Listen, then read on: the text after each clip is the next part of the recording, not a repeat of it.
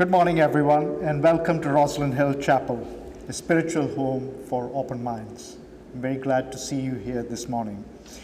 I'm James Chirian Kandith, chapel elder and worship assistant today for this service. Whoever you are and however you are all very welcome into this spiritual community in Hampstead. I'm delighted to say that we are now open for public services in the chapel building. Services need to be booked in advance while COVID restrictions are in place, and you can do this via our new website. So if you would like to join us, please register online by calling the chapel office. If you are watching us online, you can join in with tea and conversation in the virtual side aisle at midday. Look for the Zoom link under the Connect section in the YouTube description. We are an independent registered charity, and we rely on your contributions to continue our work. You can donate by using the donate button on our website. Cash donations can be left in gift aid envelopes at the end of the service. And thank you for the many ways you contribute to our spiritual community. We now light the chalice with words that have been used in Unitarian places of worship for over 160 years. Love is the doctrine of this chapel. The quest for truth is its sacrament, and service is its prayer. To dwell together in peace, to seek knowledge in freedom, to serve humankind in fellowship, in the hope that all souls shall grow into harmony. This is our great covenant, one with another.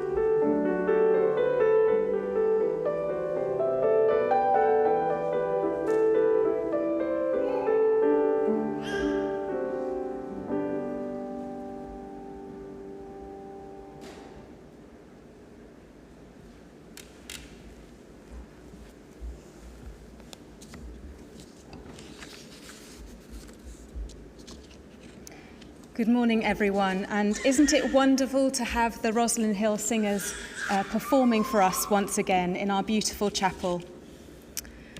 I'm Rev Kate Dean, and I'm proud to serve as the minister for this Unitarian spiritual community. Over 150 years ago, our Unitarian forebears built this beautiful chapel as a public declaration of their faith. Our anniversary service today marks that day, the day when the first service took place here. We have these chapel members to thank those who have gone before us, who gave us this place of peace, which has become a place of spiritual renewal for each of us. They knew that the world needed more places where people could gather to make friendships, to explore ideas together, to work for justice, and they built this sacred place for all of us. Now, usually in our services, we like to get to know each other and to greet each other, and I'm aware that those of you in the chapel are spaced out with your masks on, but I wonder if you could turn to someone near you and continue practicing your smizing, your smiling with your eyes, and maybe a friendly wave to greet each other.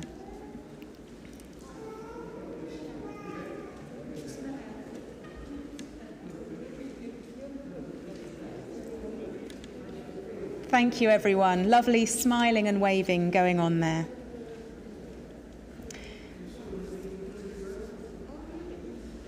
It is also our practice to come forward and light candles during the music for reflection. However, for the moment, I will just light some candles for all of us, on behalf of us all. We think especially of those who are in hospital and those struggling with private pain, as well as marking the joys of being together again.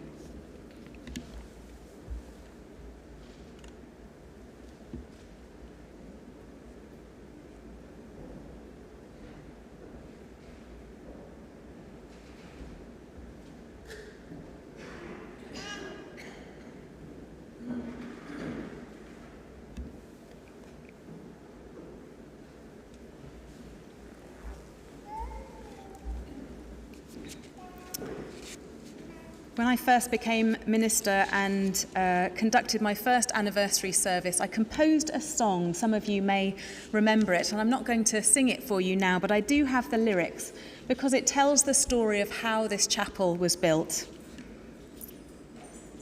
And so this is our time for all ages. I'll ask the children to stay seated as this is for everyone. And the chorus goes like this: brick by brick and stone by stone, we'll build a chapel of our own.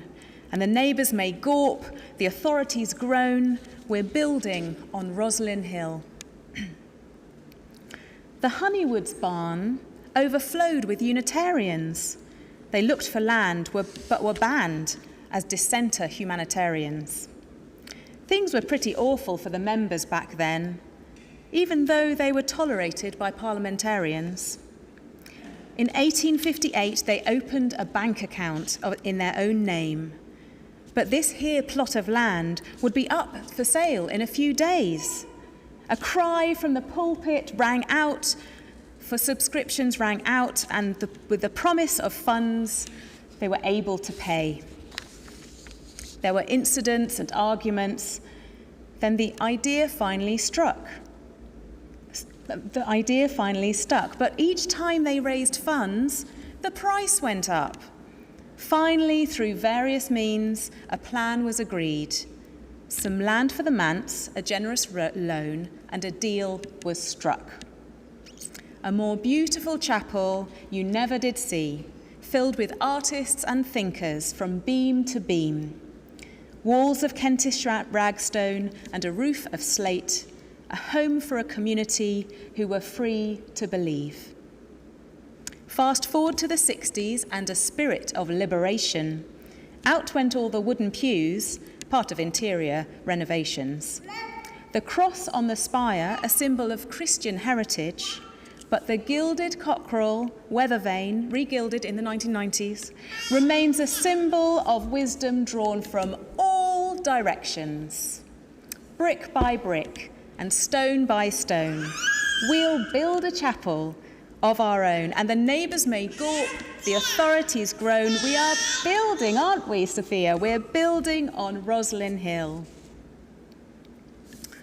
Now, I'm looking around and I can't see Katie with us, but I want to say a few words about Katie Gosling just before we kick off before our children go off for their activities. I take this opportunity to thank Katie Gosling, who's been our Children's Chapel coordinator since January of last year. Although she began her role in person, soon after lockdown struck us, Katie started making videos of her sessions. She has made around 50 Children's Chapel videos for us to keep children inspired and entertained while our in-person sessions were closed. And many of the stories that she told were illustrated by her talented husband, Simon Gosling.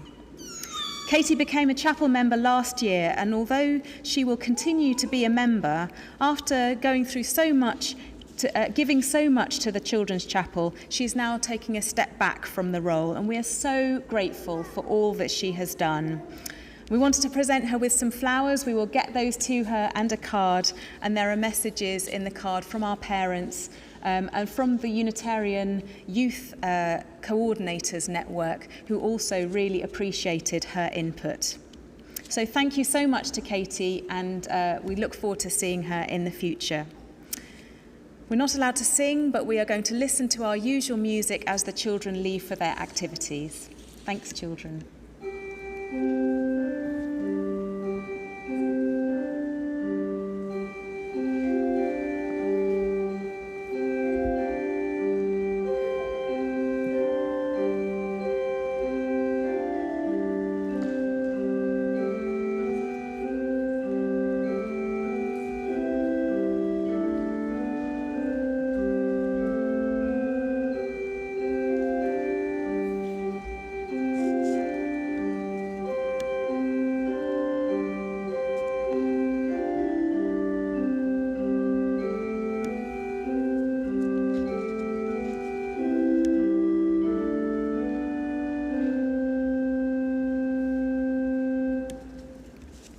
I now invite Chapel Elder Margaret Perry to come forward and tell us about one of the former chapel members who lived through a time of crisis in the past.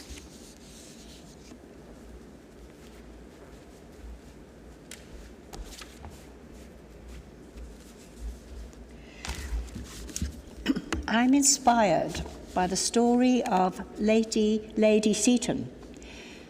She was a member of Rosslyn Hill Chapel congregation at the time of greatest crisis in the mid-20th century. Unlike now, the threat at that time was visible as well as audible. Nightly random bombing raids of London happened during World War II, and many congregation members had escaped to the country. The plaque on the wall by the chapel entrance commemorates Lady Seaton's generous bequest to the chapel, the gift of a Hampstead house in Upper Park Road, which enabled a new organ to be installed in the 1990s that we hear to this day. But it is in Ruth Roundtree's published history where I read about Lady Seaton's generous and inspiring spiritual response to life in wartime in North London. As mentioned, average attendance at the chapel was hugely reduced. Large numbers of people had moved away from Hampstead, but Lady Seaton remained in London to help in whatever way was then appropriate. It's through her own eloquent words, recorded in Ruth's book, that I got to know more about Lady Seaton. Of interest is her dedication to the National Gardens Guild, which she managed single-handedly at the time and edited its monthly magazine, The Guild Gardener. Her writings there aimed to give general encouragement and moral support. She refused to endorse jingoistic, patriotic attitudes. She thought that wartime was not only a time of danger to people and property, but was to her a destroyer of souls. These are Lady Seaton's words, taken from Ruth Roundtree's book. Quote, "Last night I remembered that God hath not given us the spirit of fear, but of power and of love and of a sound mind." And that led me on to think, as I often do, of the terrible danger to our souls, of letting a feeling of hatred take possession of us. Lady Seaton continues in The Guild Gardener, "It does not hurt the soul to hate evil in the abstract. Indeed, it is right that we should do so. It is the concrete spirit of hatred to fellow men, however odiously wicked they be, which will react on your soul and will in time kill in you the power of love and the sound mind, which alone gives you a right judgment in all things." Ending of her words. Lady Seaton found solace and inspiration from her theological understanding related to her membership of this chapel. The chapel that we also value and from which, in our terminology, we can draw strength in times like now.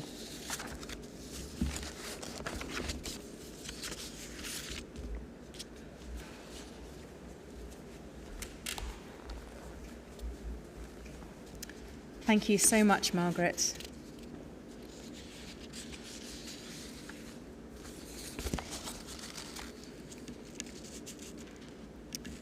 We now come to a further musical interlude.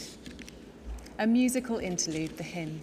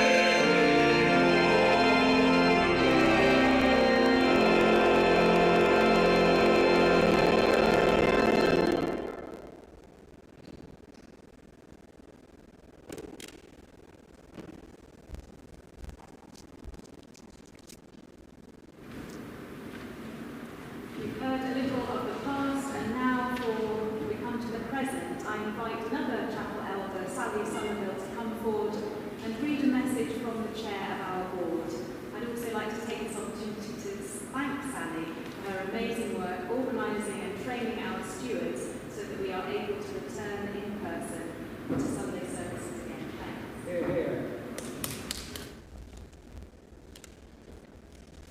Thank you, Kate. Thank you.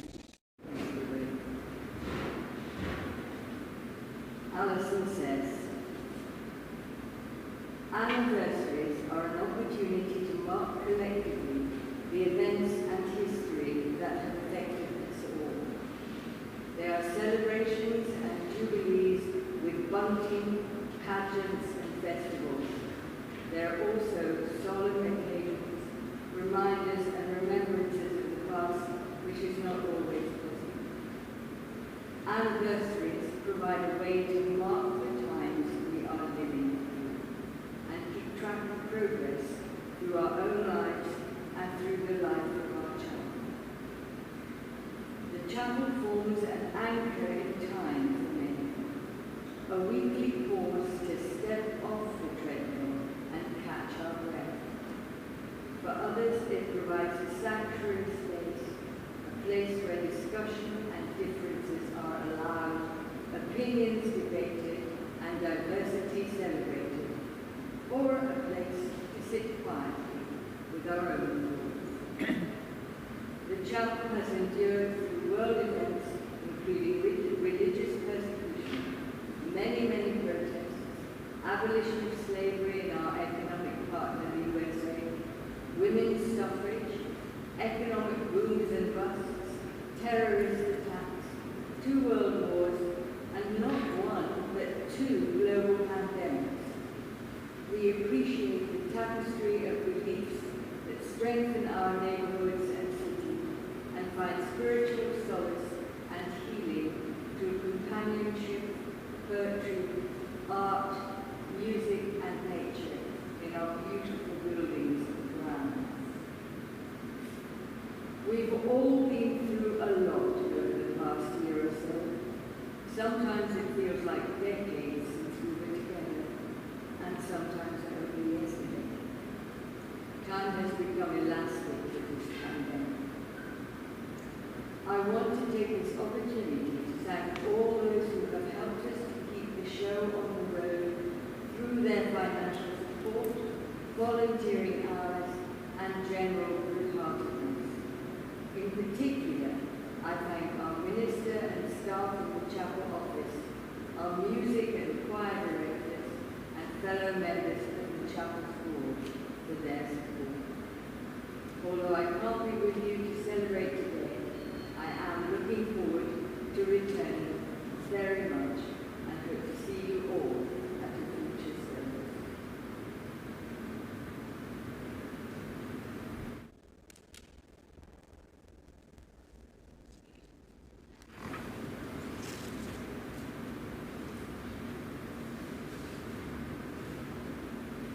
And I would like to add my thanks to Alison's, to all of the staff and volunteers who've helped out in the past year or so. Our teams of volunteers, the worship group and the stewards team have been working hard preparing for these in-person services. We also had outstanding contributions from our ministry assistant Shana Begum and Children's Chapel coordinator Kate Dean, who we heard about earlier. Shana held the fort during my maternity leave and continued to give her support as I returned to work last year. We were very lucky that her media savvy and technical abilities served to gradually improve our online services over the months of lockdown and restrictions. Shana's not able to be with us today, but we wish her all the best with the next chapter of her life. We were thrilled to hear that she has been accepted into training for Unitarian ministry, and we're sure that her experiences at the chapel will stand her in good stead. Shana will be leaving London to start her training at Unitarian College, but we hope that she'll come back to the chapel to say farewell later this month. Now we turn to the sadder moments recently. We mark the fact that we have lost 3 dear friends since our last anniversary service 2 years ago. Desmond Julian, beloved chapel member who we hold in our hearts as the father of the chapel. passed away in December 2019. Georgina Drew, who we remember as our inspiring choir director for many years, and passed away in September last year. And Jim Birtles, a dear chapel member who the stewards who made for many years ensured that there were stewards giving a warm welcome on Sunday mornings. Jim passed away in December last year. Let us take this time to pause and remember them.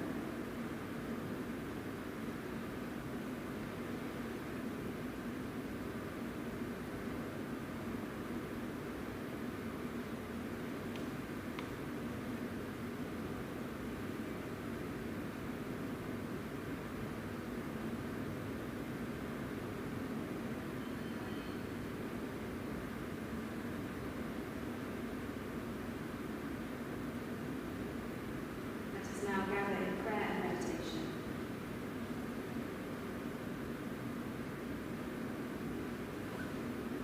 Spirit of life and love, God of our hearts, as we seek connection with someone, something beyond ourselves, we remain humbled by the awesome complexity of the universe, the miracle of creation, and the grace of the ultimate Spirit. In this time of prayer, let us give thanks for our community and our many gifts by naming our blessings quietly to ourselves in these moments of stillness.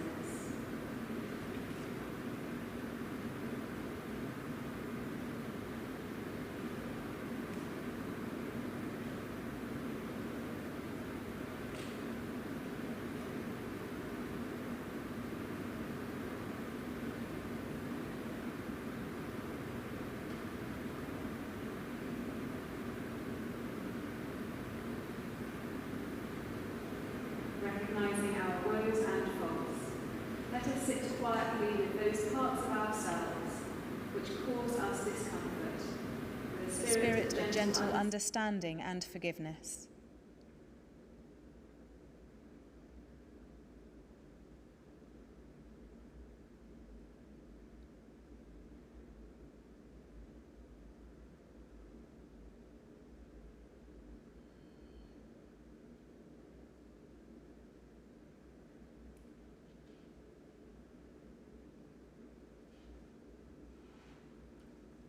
Spirit of the Divine Self, we open up our hearts to listen to the wisdom of the still, small voice that may speak in these quiet moments.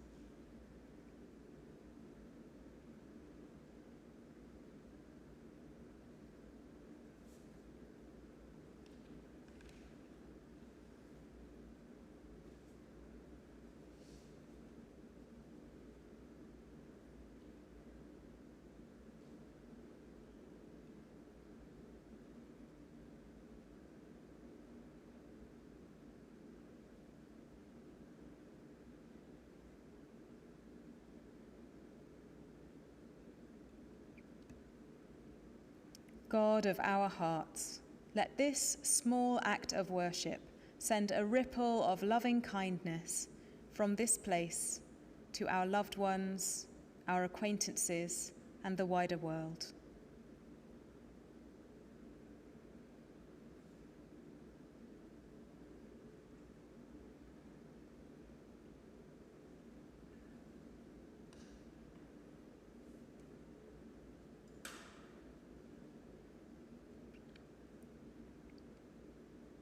O God, may we become the embodiment of divine love. Blessed be. Amen.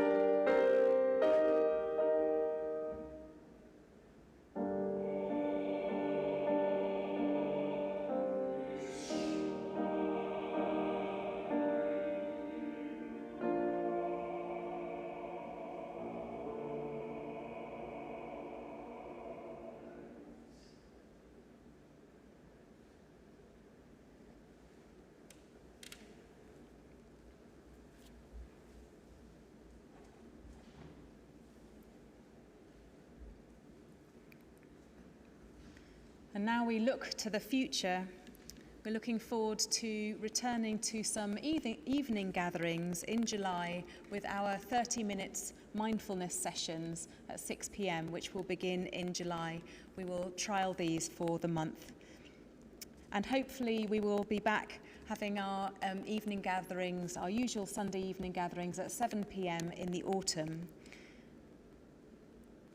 We'll also have our online spiritual development sessions. Soul Deep will be continuing, and a new course, Build Your Own Belief System, which will start in the autumn. At this point, I'd like to share the words of Reverend Thomas Sadler, the minister of this chapel when it was built. As he looked forward to preaching in his new building, he said, "Our places of worship be like shrines by the pilgrim's wayside, where the weary may be refreshed, the sorrowful find comfort, and all sit down to rest a while and drink at the fountains of meditation and prayer. I hope ours will remain a village church and not lose the spirit of simplicity and quiet, which is one of the things that have come down to us as a congregation. We all know how pleasant it is to have a leaf of the book of nature open before us while we devoutly contemplate the precepts and promises of the book of grace. And it was to me a real gratification to find that in our new building, the trees will look in upon us at our worship." In Reverend Sadler's time, all the windows were clear, like the window near our side entrance, so you could really imagine the trees surrounding the chapel looking in upon us at our worship. Later, the impressive stained glass windows were added, as was the fashion of the time, depicting stories from the life of Jesus and the Bible. So why am I talking about these antique windows in a section that's supposed to be about the future? It is because for the first time in possibly decades, the stained glass windows are in the process of being cleaned, and new exterior protectors are being installed so that we can see them in their full glory. And those of you in the chapel may be able to see the ones on some of them in the side aisle have already been replaced. This is thanks to a generous legacy from former chapel member Charmian Shenton. We're really looking forward to this work being completed so that the chapel can be made even more beautiful. I now invite George Appleby, venerable chapel member and leader of our long-running poetry group, to come forward and read his poem for us.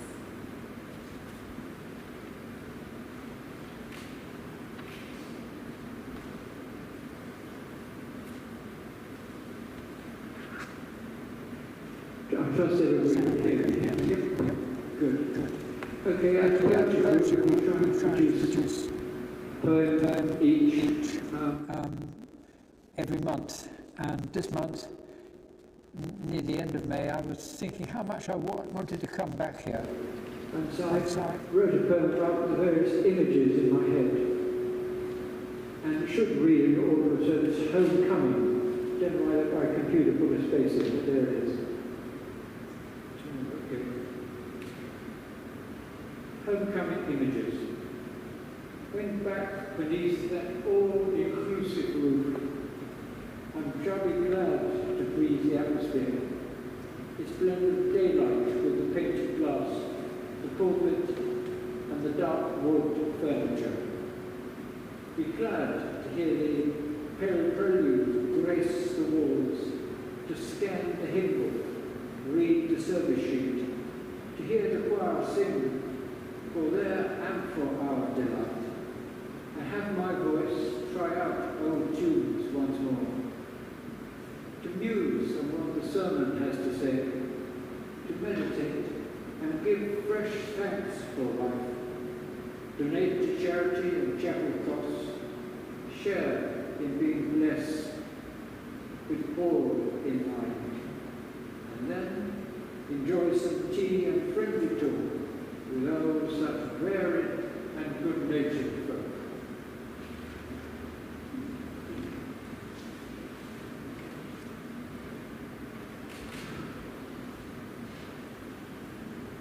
Thanks so much, George.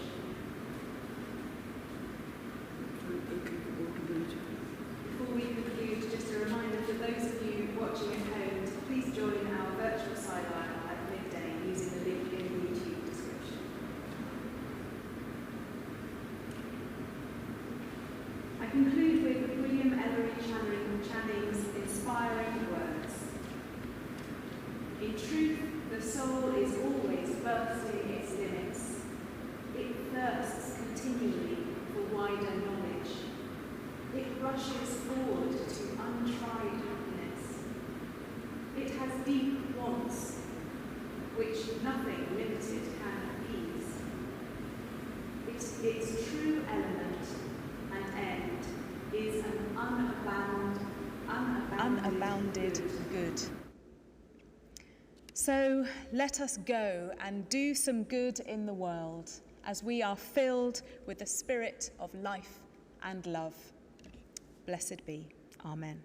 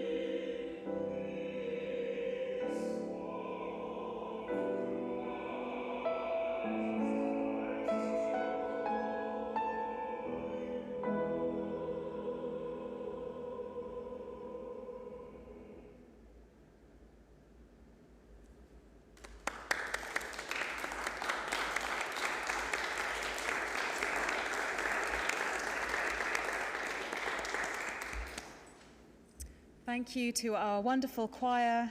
And now, those of you in the chapel, I invite you to leave by the side entrance for more singing and refreshments.